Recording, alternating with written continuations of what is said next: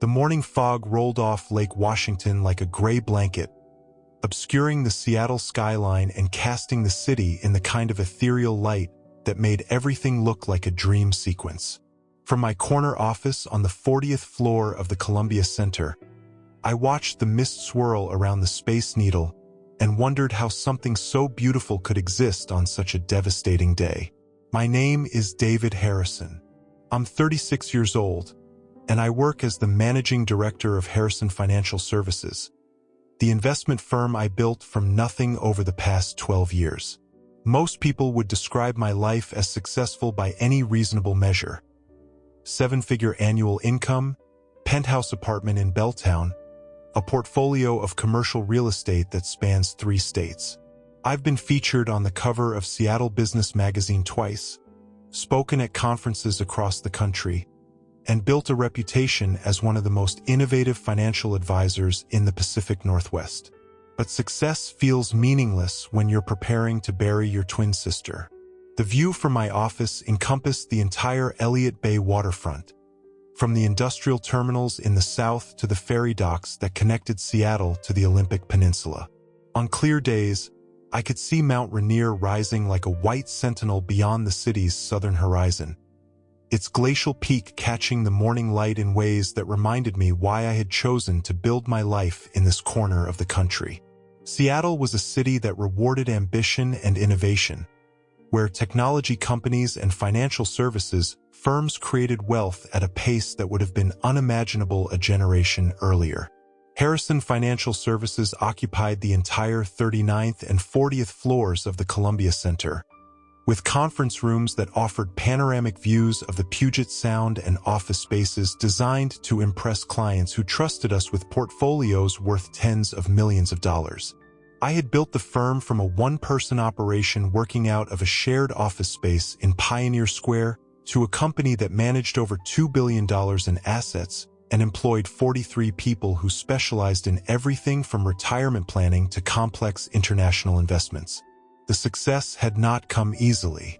I had worked 16-hour days for the first 5 years, building relationships with high-net-worth clients who demanded results and had no patience for excuses or mediocrity.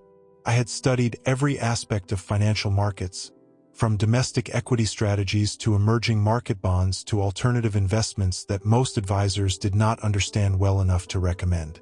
I had earned advanced certifications in estate planning, tax optimization, and risk management, creating a knowledge base that allowed me to solve complex financial problems that other firms could not handle. But the real secret to my success had been Emma. Throughout the early years of building Harrison Financial Services, my twin sister had been my closest advisor, my most trusted confidant, and the person who understood better than anyone else the psychological pressures that came with managing other people's life savings. She had helped me develop the communication skills that made clients trust me with their financial security, and she had provided the emotional support that kept me focused during the inevitable setbacks and disappointments that characterized any entrepreneurial venture. Emma Harrison had been my other half for 36 years, the one person who understood me completely and loved me unconditionally. We had shared everything: childhood memories, family jokes, the kind of telepathic connection that only twins understand. Even as adults, living separate lives in different cities, we talked every day and visited each other monthly. She was the marketing director for a tech startup in Portland, brilliant and ambitious and beautiful in the effortless way that had always made people gravitate toward her. The bond between us had been established before birth and had only strengthened over the decades. As children, we had developed our own language, a combination of words and gestures that allowed us to communicate complex ideas without our parents understanding what we were discussing. We had shared the same bedroom until we turned 10, whispering conversations late into the night about our dreams and fears and plans for the future. During high school, we had been inseparable despite pursuing different interests and maintaining separate social circles. Emma had been the outgoing one, involved in theater and student government, while I had focused on academic achievements and preparing for college. But we had supported each other's ambitions without rivalry or competition, understanding that our individual successes enhanced rather than diminished our shared identity as the Harrison twins. Even when we chose different universities, Emma attending Northwestern for communications while I studied economics at the University of Washington, we had maintained daily contact through phone calls, emails, and visits that helped us navigate the challenges of young adulthood while remaining anchored to the relationship that defined us both. Throughout college, we had been each other's primary emotional support system, sharing everything from romantic disappointments to academic triumphs to career anxieties. 3 weeks ago, Emma had been driving home from a client meeting on a rainy Thursday evening when her car skidded off Highway 26 and crashed into a stand of Douglas fir trees. The Oregon State Police said she died instantly, that the impact was so severe she would not have suffered. The funeral director in Portland had recommended a closed casket service, explaining that the trauma to her body made an open viewing inadvisable. The news of the accident had reached me through a phone call from my father at 11:30 on a Thursday night. I had been working late in my office, reviewing investment strategies for a client presentation the following day, when the call came through on my direct line. Richard Harrison's voice had been steady and controlled, delivering the information with the same clinical detachment he had used throughout his career as a federal judge. "David, there's been an accident. Emma's car went off the road near Portland tonight. The police say she didn't survive." The words had hit me like a physical blow, causing me to drop the phone and stagger backward into my desk chair. For several seconds, I had been unable to process what my father was telling me, my mind rejecting information that contradicted everything I believed about Emma's invincibility and permanence in my life. "That's not possible," I had said when I finally picked up the phone again. "I talked to Emma this afternoon. She was fine. She was excited about a new client presentation she was giving tomorrow." "The police called an hour ago," my father had continued. "They found her driver's license in the wreckage. They're confident about the identification." The conversation that followed had been surreal, filled with logistical details about body identification, funeral arrangements, and notification of relatives that seemed to have nothing to do with my vibrant, intelligent, irreplaceable sister. My father had spoken about death certificates and transportation of remains with the same methodical approach he had used throughout his judicial career, treating Emma's death as an administrative problem that required efficient resolution. I had arranged to have Emma's body transported to Seattle for the funeral service, wanting her to be buried in the family plot at Lakeview Cemetery where our grandparents rested. It was what our parents wanted, what tradition demanded, what felt right for keeping the Harrison family together even in death. The logistics had been complicated, requiring coordination between funeral homes in 2 states and compliance with regulations governing the transportation of human remains across state lines.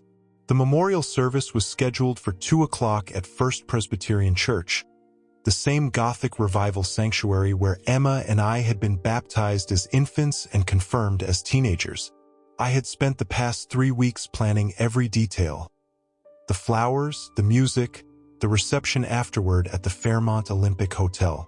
Emma would have appreciated the elegance and attention to detail, the way everything was coordinated to honor her memory without being overly sentimental or maudlin. The church had been a constant in our lives throughout childhood and adolescence, a place where our family had gathered for Christmas services and Easter celebrations, where Emma and I had participated in youth groups and summer programs that had shaped our values and our understanding of community responsibility. The Gothic architecture and stained glass windows had provided a sense of grandeur and permanence that made it the natural choice for Emma's memorial service. Our parents, Richard and Margaret Harrison, had been surprisingly unhelpful during the planning process. They claimed to be too overwhelmed by grief to make decisions about flowers or readings or reception menus. But their grief seemed strangely detached, more like the performance of people who understood they were expected to mourn rather than the raw devastation of parents who had lost a child. Richard Harrison was a retired federal judge, a man accustomed to maintaining composure under pressure and presenting a dignified facade regardless of his private emotions. At 72, he remained an imposing figure, tall and silver-haired, with the kind of judicial bearing that commanded respect in courtrooms and social gatherings alike. He had built his career on careful deliberation and measured responses, traits that served him well on the bench but made him seem distant and calculating in personal relationships. Throughout my childhood, my father had been the kind of parent who showed love through high expectations rather than emotional warmth. He had attended my school events and sporting activities with dutiful regularity, but his approval had always felt conditional on my performance and achievements. He had celebrated my academic successes and professional accomplishments with the same reserved satisfaction he might have shown for a favorable legal ruling, acknowledging my efforts without ever expressing the kind of unconditional pride that I had seen other fathers demonstrate toward their children. His response to Emma's death had been consistent with this pattern of emotional restraint. He had handled the necessary arrangements with efficient competence, making phone calls to insurance companies and government agencies, coordinating with funeral directors and cemetery administrators, managing the logistics of death with the same systematic approach he had brought to complex legal cases. But he had shown little evidence of the grief that should have accompanied the loss of a daughter, treating Emma's death as a problem to be solved rather than a tragedy to be mourned. Margaret Harrison had been a prominent socialite and philanthropist before her recent struggles with what the family diplomatically called memory issues. At 68, she drifted in and out of lucidity, sometimes sharp and engaged, other times confused about basic facts like what year it was or which of her children was visiting. Her condition had worsened significantly over the past year, requiring full-time care that Richard managed with the same methodical approach he brought to everything else. My mother's cognitive decline had been gradual but unmistakable, beginning with small lapses in memory and episodes of confusion that we had initially attributed to stress or normal aging. But over the past 2 years, her symptoms had progressed to include periods of disorientation, difficulty recognizing familiar people, and an inability to maintain coherent conversations about recent events. The neurologist had diagnosed early-stage dementia, prescribing medications that might slow the progression but could not reverse the damage that was gradually erasing her personality and her connection to the world around her. The cruel irony was that Margaret's memory problems seemed to be selective, affecting her recollection of recent events while leaving her memories of distant past remarkably intact. She could recall detailed stories from Emma's and my childhood with perfect clarity, but she could not remember conversations that had taken place the previous day or recognize people she had met recently. The inconsistency of her symptoms had created confusion about her actual cognitive capacity and had made it difficult to determine how much responsibility she could be expected to handle. The strange thing about Emma's death was how little our parents seemed to know about the details. When I asked about her work in Portland, they provided vague answers about some technology company. When I inquired about her recent relationships or living situation, they claimed ignorance of her personal life. For parents who had supposedly remained close to their daughter, they possessed remarkably little information about how she had been spending her time in the months before her death. We didn't talk to Emma very often. My mother had explained when I pressed for details about my sister's life in Portland. She was so busy with her career, and you know how independent she's always been. She called on holidays and birthdays, but she didn't share much about her day-to-day activities. The explanation had seemed reasonable at the time, consistent with the natural evolution of adult children who build independent lives separate from their parents' oversight. Emma had always been fiercely independent, resistant to authority and determined to prove herself without relying on family connections or support. It would not have been out of character for her to maintain distance from our parents while she established herself professionally in a new city. But looking back with the perspective that comes from loss, I realized that the lack of connection between Emma and our parents had been more complete than normal family dynamics would suggest. They had not known the name of her company, the nature of her work, or the identity of her friends and colleagues.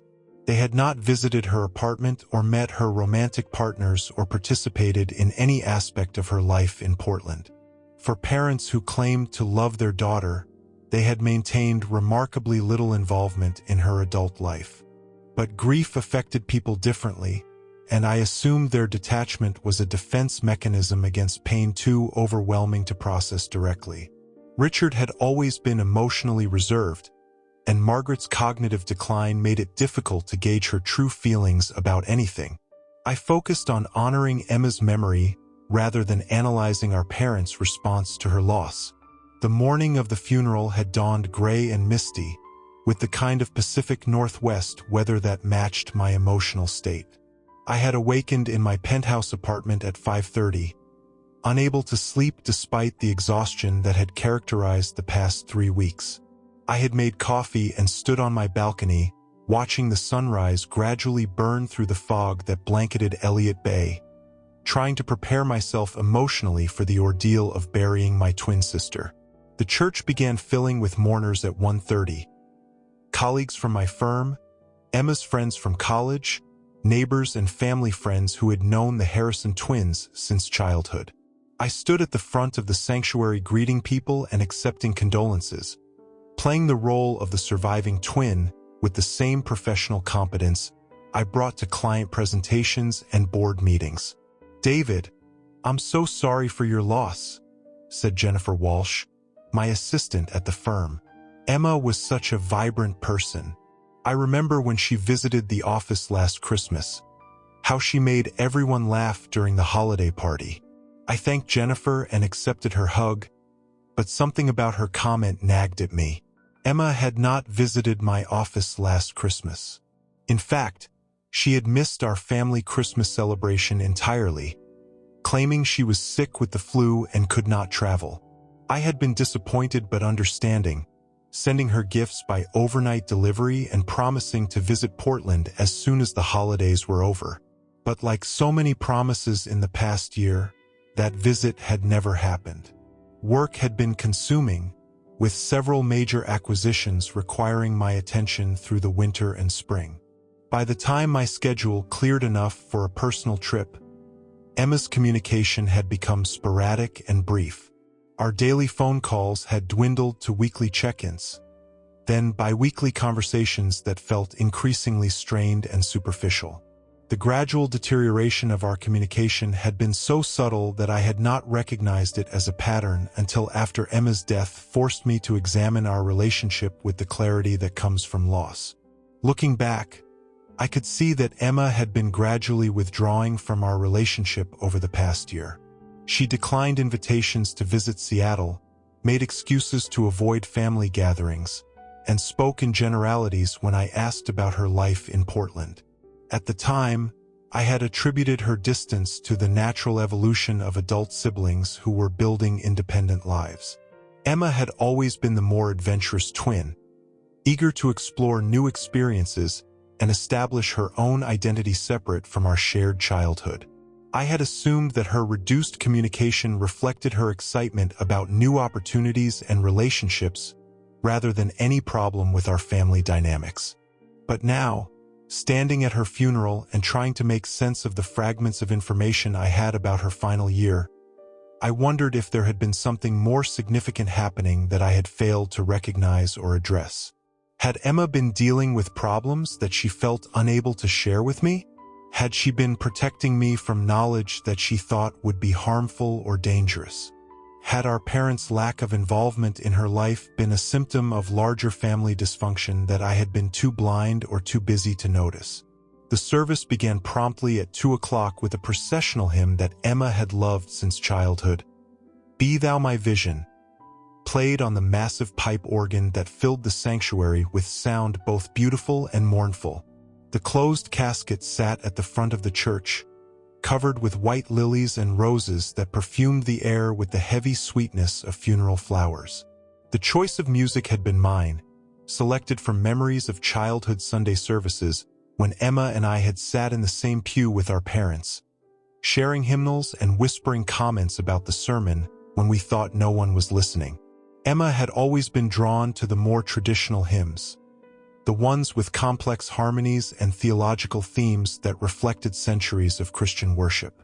She had particularly loved Be Thou My Vision for its combination of Celtic melody and mystical lyrics, often humming the tune while she worked on school projects or household chores. Reverend Patterson, who had known our family for over 30 years, delivered a eulogy that captured Emma's intelligence, humor, and zest for life. He spoke about her academic achievements, her professional success, and her devotion to family with the kind of warm specificity that made mourners nod in recognition and smile through their tears. Emma Harrison was one of those rare individuals who made everyone around her feel more interesting, more capable, more alive, Reverend Patterson said, his voice carrying clearly through the packed sanctuary. She possessed the gift of seeing the best in people and reflecting that goodness back to them. Those of us who knew Emma well understand that the world is diminished by her absence, but enriched by the memory of her extraordinary spirit.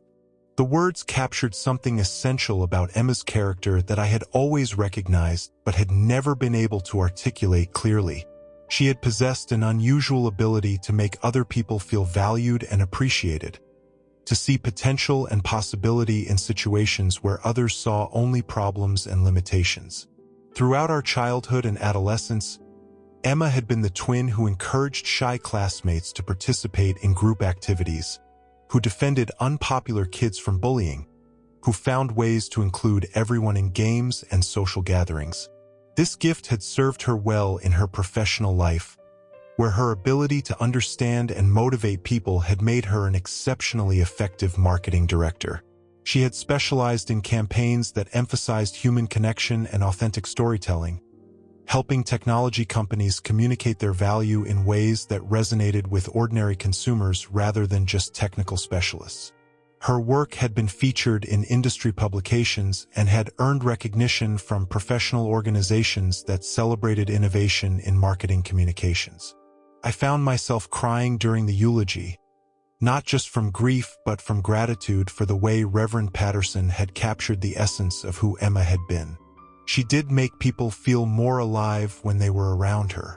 She did see the best in everyone, including me. Even during our childhood, when sibling rivalry might have been expected, Emma had been my greatest supporter and most loyal friend. As twins, we had shared everything. The same birthday, the same bedroom until we turned 10, the same friends and interests and experiences. People often commented on how different we were despite our identical DNA and shared upbringing. Emma was outgoing where I was reserved, creative where I was analytical, spontaneous where I was methodical. But those differences had made us complementary rather than competitive, each of us bringing strengths that balanced the other's weaknesses. The dynamic between us had been established early and had remained consistent throughout our lives. Emma had been the dreamer who generated ideas and possibilities, while I had been the planner who figured out how to make her visions practical and achievable.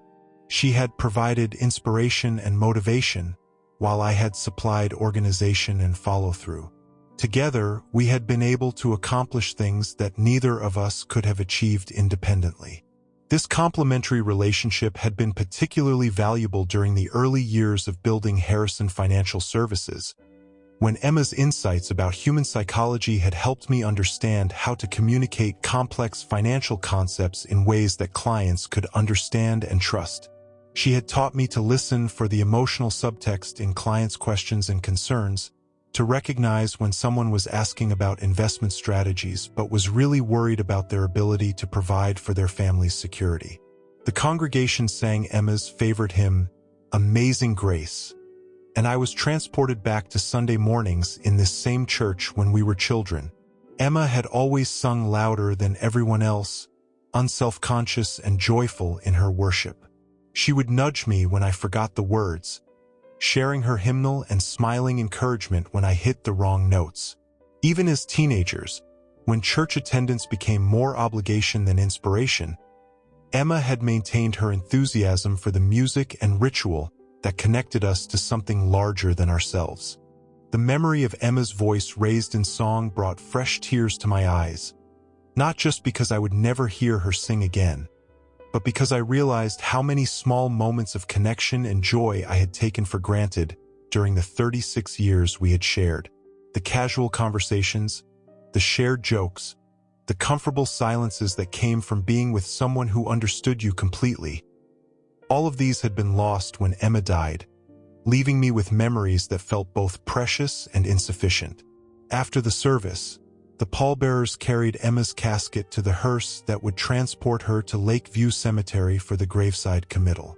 I rode in the lead car with our parents, the three of us sitting in silence as the funeral procession wound through Seattle's Capitol Hill neighborhood toward the cemetery gates. The drive through Capitol Hill took us past landmarks from Emma's and my childhood. The elementary school where we had attended kindergarten through 5th grade, the park where we had played on summer afternoons, the ice cream shop where our parents had taken us to celebrate good report cards and minor achievements. Each familiar sight triggered memories of Emma that felt both comforting and painful, reminders of shared experiences that would never be repeated. Lakeview Cemetery stretched across the hillside overlooking the city, its mature trees and elaborate monuments creating a park-like setting that was both peaceful and grand. The cemetery had been established in the late 19th century, during Seattle's early period of rapid growth, and it reflected the ambitions and wealth of the families who had shaped the city's development. The Harrison family plot was located in the older section, surrounded by ornate Victorian headstones and mausoleums that reflected the wealth and status of Seattle's founding families. Our family plot contained the graves of my great-grandparents, who had arrived in Seattle during the Klondike Gold Rush and had built a modest fortune through real estate investments and shipping businesses. My grandparents were buried there as well, their matching headstones marking lives that had spanned the transition from Seattle's frontier origins to its emergence as a major Pacific Northwest metropolis. Now Emma would join them, becoming part of the family history that stretched back over a century. Emma's grave had been prepared next to our grandparents', the fresh earth covered with artificial grass that would remain until real sod could be planted. A canopy tent provided shade for the immediate family, while other mourners gathered around the perimeter of the grave site to witness the final committal. The afternoon sun filtered through the trees, creating patterns of light and shadow that shifted with the breeze and gave the cemetery an almost ethereal atmosphere. Reverend Patterson read from the Book of Common Prayer, the familiar words of the burial service providing comfort through their ancient cadence and timeless promises.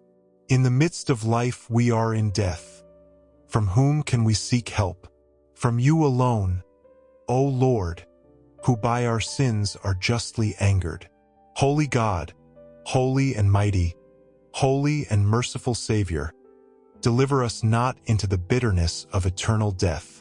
The traditional liturgy had been a constant throughout my life, words that I had heard at the funerals of grandparents and family friends, at memorial services for members of our church community who had died from illness or accident or old age.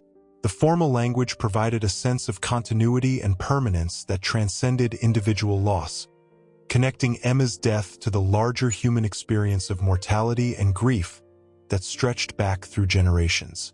As the casket was lowered into the ground, mourners began throwing handfuls of earth onto the wooden surface. The sound of dirt hitting wood was final and devastating, the physical reality of burial making Emma's death undeniable in a way that abstract grief could not. I stood at the edge of the grave watching my twin sister disappear into the earth, feeling like half of my soul was being buried with her.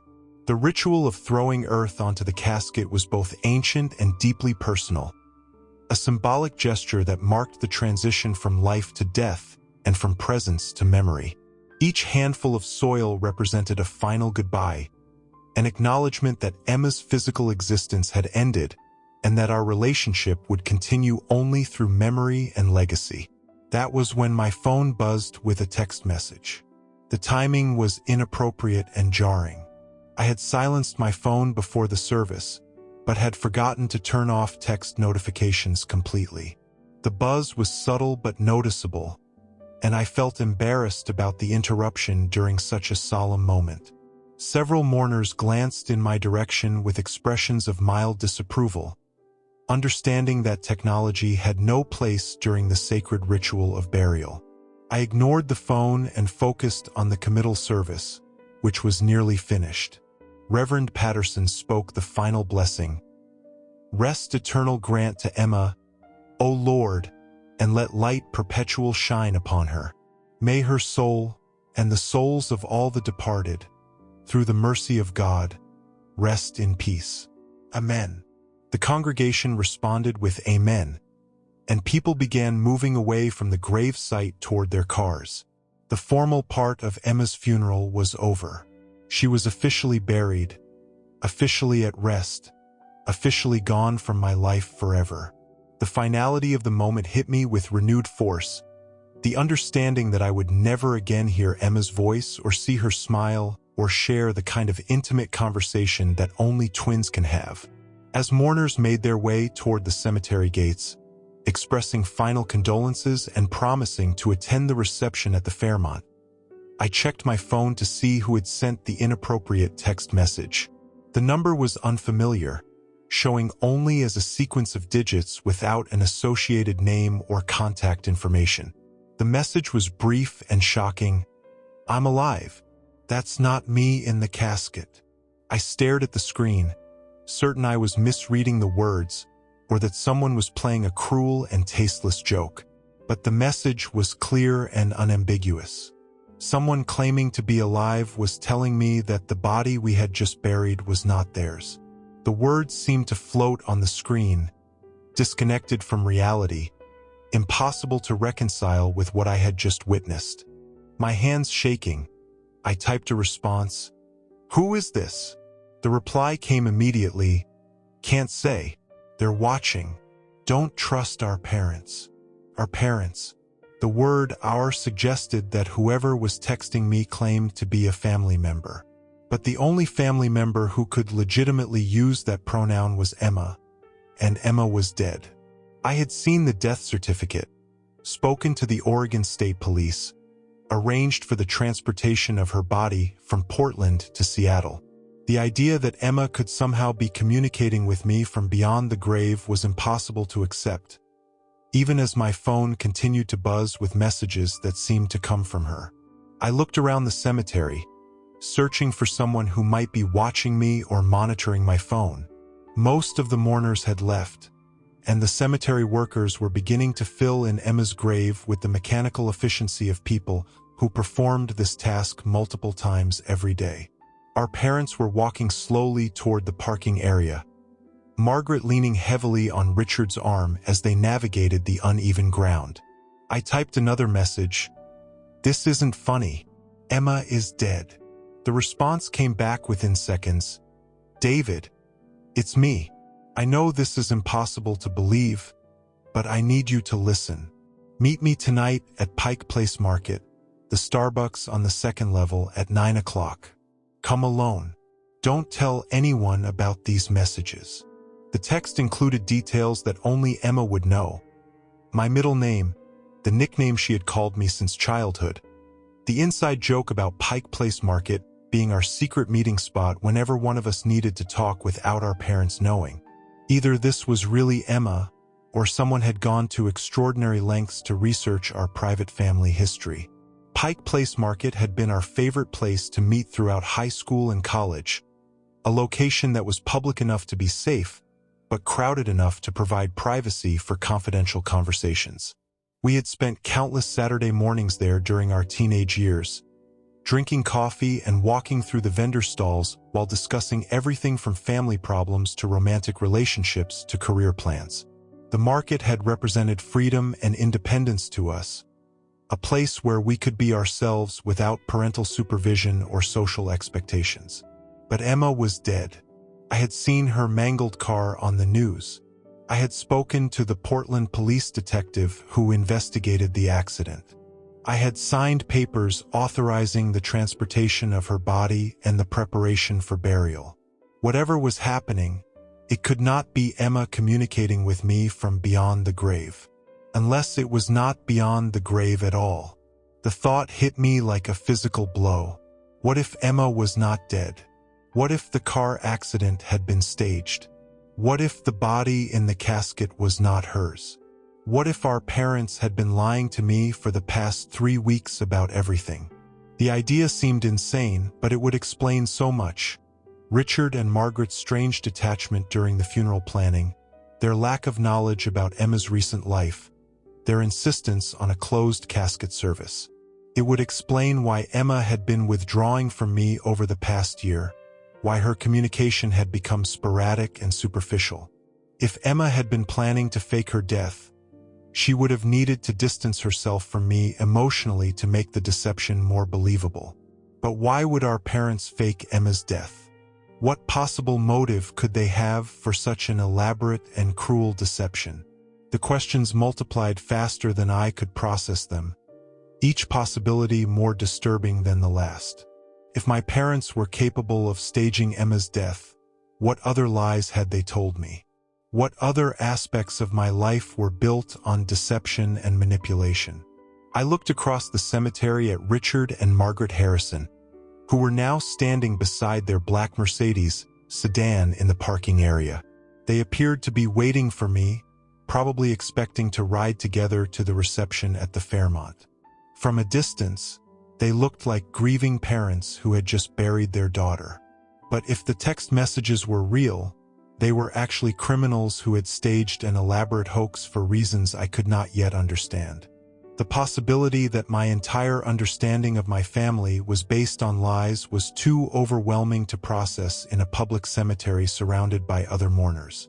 I needed time and space to think through the implications of what was happening, to determine whether the text messages were genuine or part of some elaborate cruel joke. I walked toward them slowly, my mind racing through possibilities and implications. If Emma was alive, if our parents had lied about her death, then everything I believed about my family was false. The people who had raised me, who had shaped my values and worldview, who had taught me to trust authority and respect tradition, were capable of deception on a scale that was almost incomprehensible. "David, are you ready to go to the reception?" Richard asked as I approached their car. His voice was steady and composed, the same tone he had used throughout the funeral planning process. But now I found myself analyzing his words for hidden meanings, searching for signs of deception that I might have missed before. "Actually, I think I'm going to skip the reception," I said, studying his face for any reaction. "I'm not feeling well, and I think I need some time alone to process everything." Margaret looked at me with the kind of confused expression that had become common since her cognitive decline began. "Process what, dear? Are you feeling sick? Should we take you to see a doctor?" Her concern seemed genuine, but I wondered if her dementia was as advanced as she claimed, or if her confusion was partly performance designed to avoid difficult questions about family finances and relationships. The selective nature of her memory problems had always seemed suspicious, affecting her recollection of recent events while leaving her memories of distant past remarkably intact. "I'm fine, Mom, just emotionally exhausted. I think I'll go home and try to get some rest." Richard frowned slightly, the first crack in his judicial composure I had seen all day. "People will expect to see you at the reception, David. It would be inappropriate for the surviving twin to skip the memorial gathering." The phrase "surviving twin" felt loaded with new meaning, given the text messages I had just received. If Emma was alive, then I was not actually the surviving twin. I was the deceived twin, the one who had been manipulated into believing his sister was dead while she was actually in hiding for reasons I could not yet understand. "I'll make my apologies later," I said. "Right now, I just need to be alone." I walked away before they could protest further, leaving them standing beside their Mercedes with expressions of confusion and concern. As I drove out of the cemetery, I could see them in my rearview mirror, still standing in the same spot, apparently discussing my unexpected departure. Their body language suggested agitation and uncertainty, as if my behavior had disrupted plans they had made for the afternoon. The rest of the afternoon passed in a haze of anxiety and disbelief. I returned to my penthouse apartment and paced the floors, reading and rereading the text messages, trying to convince myself that they were either hallucinations brought on by grief or a cruel hoax perpetrated by someone with access to private family information. My apartment felt like a sanctuary and a prison simultaneously, its familiar comforts now tainted by the possibility that everything I believed about my life was based on deception. The view of Elliott Bay that usually calmed my nerves now seemed like a barrier separating me from truth, a beautiful distraction that had kept me from noticing the lies that surrounded me. The investment portfolios and financial statements that covered my desk represented success that might have been built on money that was not rightfully mine, achievements that might have been funded by theft and fraud. But the more I thought about the details of Emma's death, the more questions arose. Why had our parents been so insistent on a closed casket? Why had they claimed ignorance about Emma's life in Portland? Why had they been so passive during the funeral planning, allowing me to make all the decisions while they remained strangely detached? The closed casket had been explained as necessary due to the severity of Emma's injuries. But what if the real reason was that the body in the casket was not Emma's? The insistence on cremation immediately after the service would ensure that no one could ever examine the remains to verify the identity of the person we had buried. The entire funeral could have been an elaborate performance designed to convince me and the rest of the community that Emma was dead when she was actually alive and in hiding. And why had Emma been withdrawing from me over the past year, canceling visits and avoiding family gatherings and speaking in vague generalities about her work and relationships? If she had been planning to fake her death, she would have needed to distance herself from me emotionally to make the deception more believable. The gradual reduction in our communication could have been part of a carefully orchestrated plan to prepare me for her supposed death. At 8:30, I could not stand the uncertainty any longer. I drove downtown to Pike Place Market, the iconic Seattle landmark that had been Emma's favorite place since childhood. We had spent countless Saturday mornings there as teenagers, drinking coffee and watching the fishmongers throw salmon while we talked about everything and nothing. The market was quiet on a Sunday evening. Most of the vendors closed and the tourist crowds dispersed until Monday morning.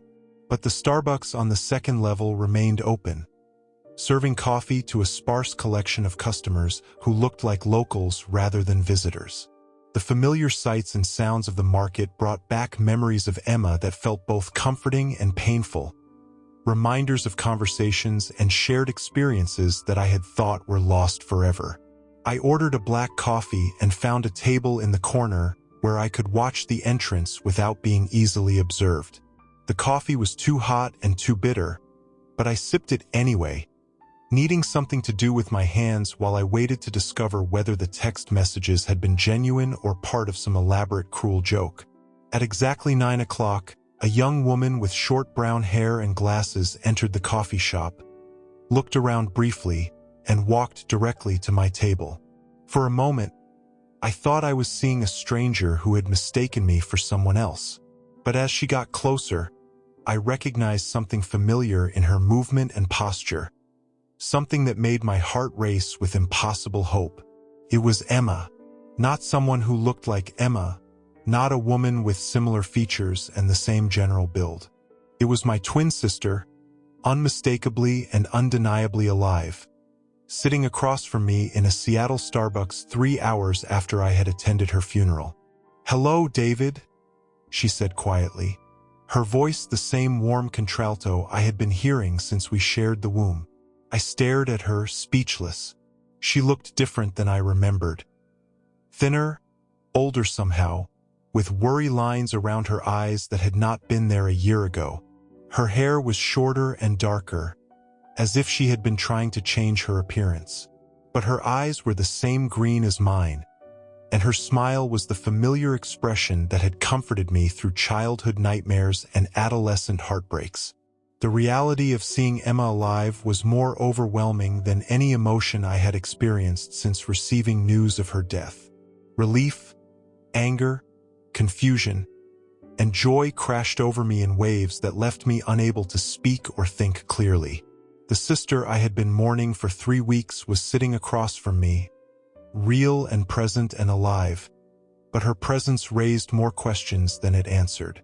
"This is impossible," I said finally. "You're dead. I just buried you." "You buried someone," Emma said. "But it wasn't me." "Then who was it? Whose body did we put in that casket?" Emma glanced around the coffee shop nervously before answering. "I don't know. Someone who died in a car accident, probably. Someone whose body could pass for mine if nobody looked too closely. This is insane. Our parents organized your funeral. They identified your body. They signed legal documents. Our parents orchestrated the whole thing," Emma said, her voice bitter with a kind of anger I had never heard from her before. "They needed me to disappear, David. They needed everyone to believe I was dead, so they could cover up what they've been doing for the past 20 years. What are you talking about? What have they been doing?" Emma reached into her purse and pulled out a manila envelope, thick with documents that looked official and important.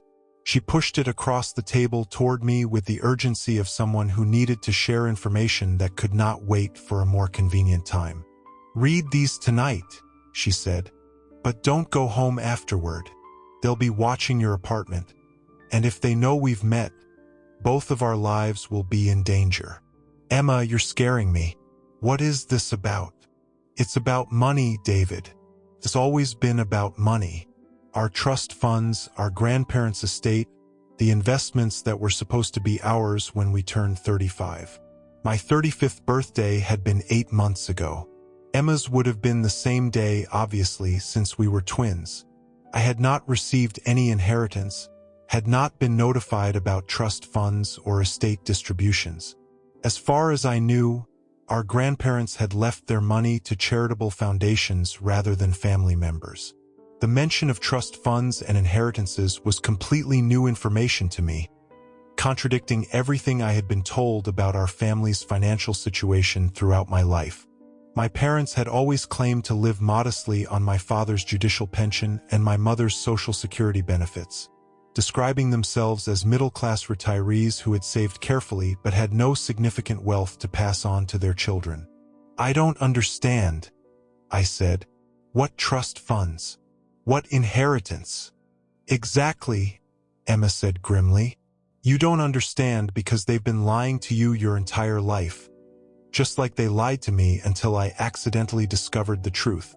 She stood up abruptly, glancing toward the entrance as if she expected someone to appear at any moment. Her nervousness was palpable, the behavior of someone who had been living in fear and hiding for an extended period of time. "I have to go. Read the documents tonight, but do it somewhere safe. A hotel room, maybe, or a friend's house. Somewhere they won't think to look for you." "Wait," I said, reaching for her arm. "How long have you been alive? Where have you been living? Why didn't you contact me sooner?" "I've been hiding for 3 weeks. Ever since I realized they were planning to kill me for real. I contacted you tonight because I couldn't let you keep living the lie they've constructed around both of us." She leaned down and kissed my forehead, the same sisterly gesture she had been making since we were children. The familiar warmth of her touch confirmed that this was really Emma, not some elaborate impersonation or hallucination brought on by grief. "I love you, David. I've missed you every day for the past year. But I need you to understand that the people who raised us are not who you think they are. They're criminals, and they're dangerous, and they've been stealing from us since the day our grandparents died." Before I could respond, Emma was gone, disappearing into the evening crowd around Pike Place Market like a ghost who had delivered her message and returned to whatever realm the dead inhabited. Except she was not dead. She was very much alive, and hiding from our parents for reasons I was only beginning to understand. I sat in the coffee shop for another hour, holding the manila envelope and trying to process what had just happened. My twin sister, whose funeral I had attended that afternoon, was alive and in hiding from our parents. She claimed that Richard and Margaret Harrison were criminals who had been stealing from us for 20 years. She had given me documents that would supposedly explain everything, but warned me not to read them at home because our parents were watching my apartment. The rational part of my mind insisted that this was all some kind of elaborate hallucination brought on by grief and stress. People did not come back from the dead to deliver manila envelopes full of incriminating documents. Parents did not fake their children's deaths to cover up financial crimes. These things happened in movies and television shows, not in real life among respected families in Seattle's professional community. But the emotional part of my mind, the part that had known Emma since before birth, was absolutely certain that the woman I had just spoken to was my twin sister. The way she moved, the way she spoke, the way she kissed my forehead. These were not things that could be faked or imitated. Emma was alive and she was in danger, and our parents were somehow responsible for both facts. I drove to the Fairmont Olympic Hotel and registered for a room under a false name, paying cash and avoiding security cameras as much as possible. The night manager looked at me strangely, probably wondering why someone would need a hotel room in their own city and pay for it with cash rather than a credit card. But hotels deal with all kinds of unusual requests, and he processed my registration without asking questions. Room 1247 was elegant and anonymous, decorated in the kind of tasteful neutrals that could have belonged to any upscale hotel in any major city. I sat on the king-sized bed and opened Emma's envelope, spreading the documents across the burgundy comforter like pieces of a puzzle that might reveal the truth about my family.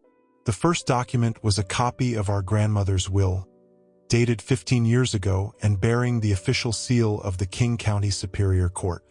According to the will, Dorothy Harrison had left her entire estate, valued at approximately $12 million, to be held in trust for her twin grandchildren, David and Emma Harrison.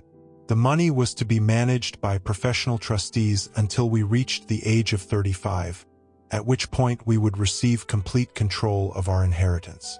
I had turned 35 8 months ago. According to this document, I should have received $6 million on my birthday. Instead, I had received nothing, had not even been notified that such an inheritance existed. The revelation that I was supposed to be a millionaire several times over was shocking enough, but the implications were even more disturbing. If this will was authentic, then someone had been preventing me from receiving my rightful inheritance for over 8 months. The second document was a series of bank statements showing regular withdrawals from the Harrison Family Trust over the past 15 years. The withdrawals were substantial, sometimes $50,000 at a time, and they were authorized by signatures that looked like Richard Harrison's handwriting. The trust balance, which should have grown to over $15 million with proper investment, had been systematically depleted until only a few $100,000 remained. The pattern of withdrawals revealed systematic theft spanning 2 decades, with money being siphoned from the trust at regular intervals and used for purposes that were not documented in the bank records. The amounts were large enough to fund a lavish lifestyle, to pay for expensive homes and luxury travel and high-end consumer goods that would have been impossible on a federal judge's pension and Social Security benefits. The third document was the most damning.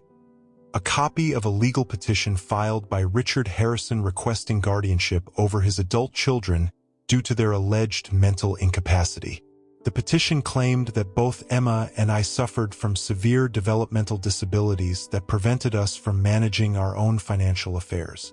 It included falsified medical records and psychological evaluations that painted us as functionally incompetent adults who required permanent supervision. Based on this petition, a judge had granted Richard Harrison legal guardianship over our trust fund, allowing him to continue managing our inheritance indefinitely rather than turning it over to us when we reached the age of majority. For the past 20 years, he had been systematically stealing our money while convincing us that no such inheritance existed. The falsified medical records were particularly disturbing containing detailed descriptions of cognitive impairments and behavioral problems that bore no relationship to my actual development or Emma's. According to these documents, we were both severely mentally disabled individuals who could not understand financial concepts, make rational decisions, or live independently without constant supervision. The psychological evaluations included test results and clinical observations that were complete fabrications, designed to support the fiction that we needed permanent guardianship. But Emma had somehow discovered the truth. The final document in the envelope was a letter in her handwriting, addressed to me and dated 3 weeks earlier, the same day she had supposedly died in the car accident. "Dearest David," the letter began, "if you are reading this, then my plan to fake my own death has worked, and you now know the truth about our parents and our stolen inheritance. I discovered these documents 6 months ago while helping Mom organize her medical records. I had been looking for her insurance information when I found copies of the trust fund statements hidden in her bedroom safe. The letter explained that Emma had spent months investigating the theft, working with lawyers and private investigators to document the full extent of Richard and Margaret's crimes. She had learned that our parents had been planning to transfer the remaining trust fund money to offshore accounts, effectively stealing the last remnants of our inheritance before we could discover what they had done. They knew I was getting close to exposing them," the letter continued. "Richard started making subtle threats about what might happen to people who caused trouble for the family. Margaret, despite her supposed dementia, seemed remarkably lucid whenever the topic of money arose. I realized that her memory problems might be partially fabricated, a convenient excuse for avoiding questions about finances. Emma's letter revealed that she had been secretly recording conversations with our parents, documenting their admissions about the trust fund theft and their plans to make the evidence disappear permanently. She had also been working with federal investigators who were building a case against Richard Harrison for embezzlement and fraud. But I made a mistake," the letter continued. "I let them know I was suspicious. 3 weeks ago, Richard suggested that I take a vacation, maybe drive down the Oregon coast to clear my head. He even offered to pay for a luxury resort stay if I needed time to relax. I realized he was trying to get me away from Seattle, away from my lawyers and investigators. That was when Emma had decided to fake her own death. She had contacted people in Portland who specialized in creating false identities for victims of domestic violence. People who knew how to help someone disappear completely when their lives were in danger. They had helped her stage the car accident, providing a body that could pass for hers and ensuring that the crash scene looked authentic enough to satisfy police investigators. I needed you to believe I was dead," the letter explained. "If Richard and Margaret suspected I was alive and hiding, they would have found me eventually. But if they believed I was gone, they would focus on covering their tracks and securing the remaining money. I planned to stay hidden until the federal investigation was complete, then reappear to testify against them. But something had gone wrong. Emma's contacts in Portland had warned her that people were asking questions about her disappearance, suggesting that Richard Harrison had hired private investigators to verify her death. If they discovered that no body matching her description had actually died in the car accident, her hiding place would be compromised. That's why I had to contact you tonight," the letter concluded. "I need your help to finish exposing them before they discover I'm alive. The federal investigators have enough evidence to prosecute them, but they need testimony from both of us to make the case stick. Are you willing to help me bring down the people who stole our childhood, our inheritance, and our trust?" I set down the letter and looked around the anonymous hotel room, trying to process the magnitude of what Emma had revealed. Our parents, who had raised us with apparent love and attention, were sophisticated criminals who had been stealing from us for 2 decades. They had falsified medical records to maintain legal control over our inheritance. They had threatened Emma when she got too close to the truth, and they had helped her fake her death because they believed she was actually dead. But now Emma was asking me to help expose them, to testify against the people who had shaped my entire worldview and identity.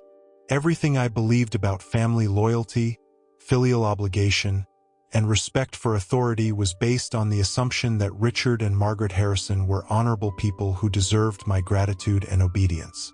If Emma's documents were authentic, and they appeared to be, then my parents were criminals who had manipulated my emotions and exploited my trust to cover up their theft. The love and approval I had spent 36 years trying to earn was nothing more than a performance designed to keep me compliant and grateful while they robbed me of everything that should have been mine. My phone buzzed with another text message. This time it was from Richard Harrison. "David, we're concerned about you. Your sudden departure from the reception was very unlike you. Please call us when you get this message so we know you're safe." The concern sounded genuine, but after reading Emma's documents, I heard sinister undertones that I had never noticed before. Were they actually worried about my well-being? Or were they concerned that my behavior indicated suspicion about Emma's death? I turned off my phone without responding and tried to sleep, but my mind raced through decades of family interactions, searching for signs I had missed, clues that might have revealed the truth about my parents' character. Had there been moments when their love felt conditional? Had there been times when their concern seemed calculated rather than genuine? Had I been so desperate for their approval that I had ignored evidence of their deception? The next morning, I called my office and told my assistant that I would be taking emergency leave to deal with family matters. Then I drove to the address Emma had provided in her letter, a small law office in Georgetown where federal investigators were building their case against Richard Harrison. Special Agent Sarah Chun of the FBI White-Collar Crime Division was expecting me. She was a compact woman in her early 40s with intelligent eyes and the kind of professional competence that inspired immediate confidence.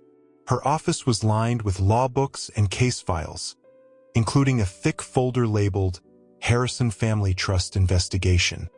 "Mr. Harrison," Agent Chun said, gesturing for me to sit in the chair across from her desk.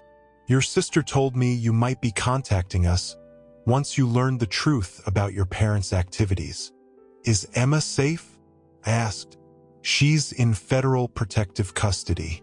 We moved her to a secure location as soon as she contacted us last night.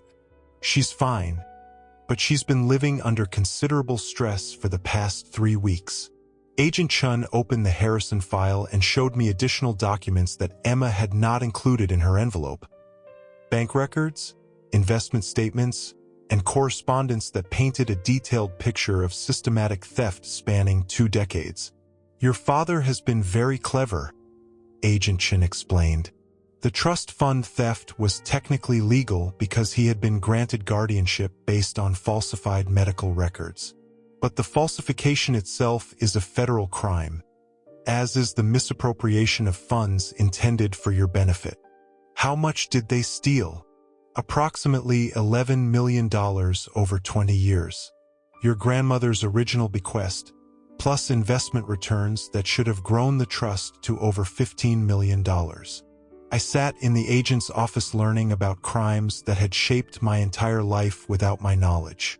Richard and Margaret Harrison had stolen not just money, but my sense of reality itself.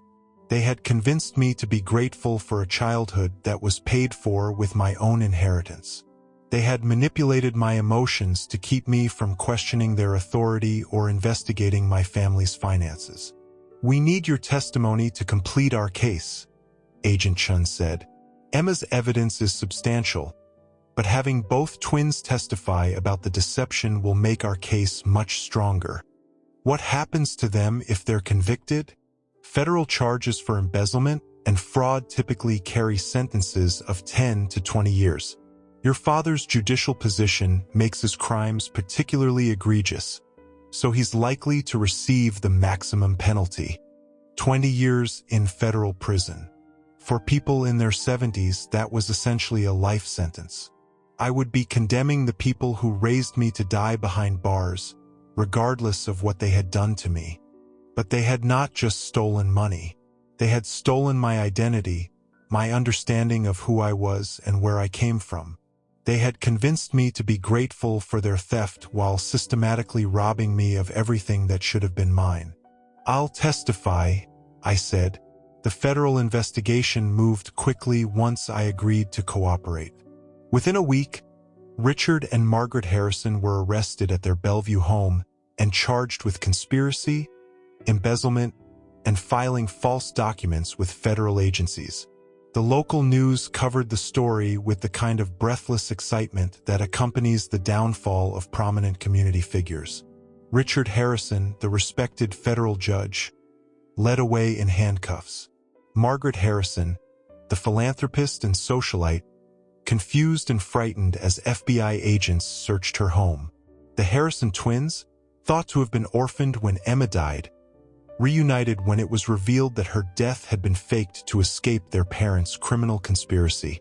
Emma and I met again at the federal courthouse during our parents' arraignment. She looked healthier than she had at Pike Place Market, less frightened and more like the confident woman I remembered from our childhood. We sat together in the gallery watching Richard and Margaret Harrison plead not guilty to charges that could send them to prison for the rest of their lives. "How do you feel?" Emma asked as our parents were led away in handcuffs. "Like an orphan," I said, "which I guess I've been all along." The trial lasted 3 months and resulted in convictions on all charges. Richard Harrison received 18 years in federal prison. Margaret Harrison, whose dementia was determined to be largely fabricated, received 12 years. They would both die behind bars, their reputations destroyed and their freedom permanently revoked. Emma and I recovered most of our stolen inheritance through asset forfeiture and restitution orders. The money felt strange in my hands, tainted by the knowledge of how it had been taken and the price we had paid to get it back. But it also represented justice, the restoration of what had always been ours by right. We used part of the money to establish a foundation that helped other victims of family financial abuse, people whose trust had been betrayed by parents, guardians, or relatives who had stolen their inheritances. It turned out that such crimes were more common than either of us had realized, hidden behind closed doors and family loyalty that protected criminals from exposure. Emma moved back to Seattle and bought a house in the same neighborhood where we had grown up, close enough to my apartment that we could resume the daily contact we had maintained throughout our childhood.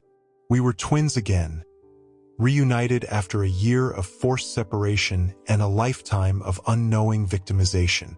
Standing in Emma's new living room 6 months after her funeral, watching her hang family photographs that showed us as children, I realized that we had finally found what we had been searching for our entire lives. A family that was real rather than performed, love that was genuine rather than calculated, belonging that was based on truth rather than deception. The Harrison family plot at Lakeview Cemetery contained one grave that was not what it appeared to be. We left it that way, a monument to the elaborate lie that had defined our childhood and the dramatic truth that had set us free.